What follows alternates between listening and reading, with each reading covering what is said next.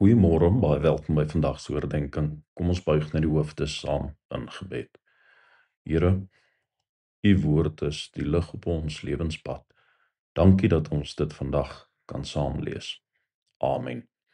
Ons voorlesing vanmôre is vanuit 1 Korintiërs 11 verse 20 tot 26.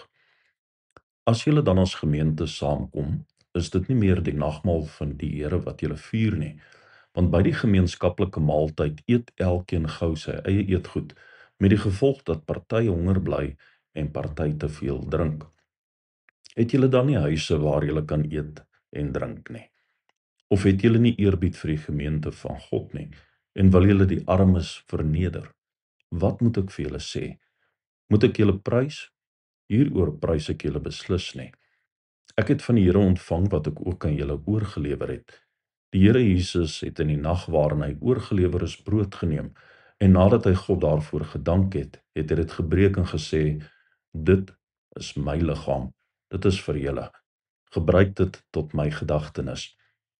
Net so ook het hy na die maaltyd die beker geneem en gesê, hierdie beker is die nuwe verbond, wat deur my bloed beseël is. Gebruik dit elke keer as julle daaruit drink, tot my gedagtenis. Elke keer as julle van hierdie brood eet en uit die beker drink, verkondig julle die dood van die Here totdat hy kom. Paulus sê baie duidelik dat die Korintiërs verdeeldheid ten koste van eenheid handhaaf in die gemeente. Dit is inderdaad so dat in ons tyd daar aandag gegee moet word om doelbewus die eenheid in Christus te bevorder. Ons moet egter onthou, die teks roep ons op om waaksaam te wees teen enige handelinge wat die suiwer evangelie bedreig. Daarom is dit noodsaaklik dat ons vir mekaar sê dat eenheid ook nie ten koste van die evangelie gedryf moet word nie.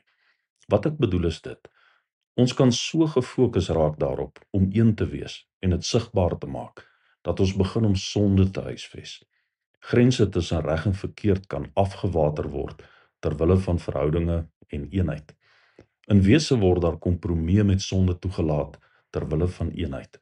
Dit kan tog nie.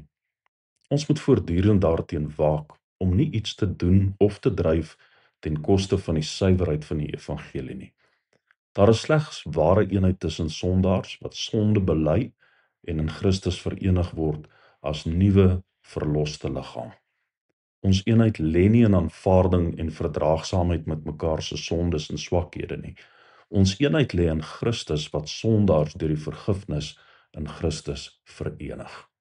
Kom ons bid saam.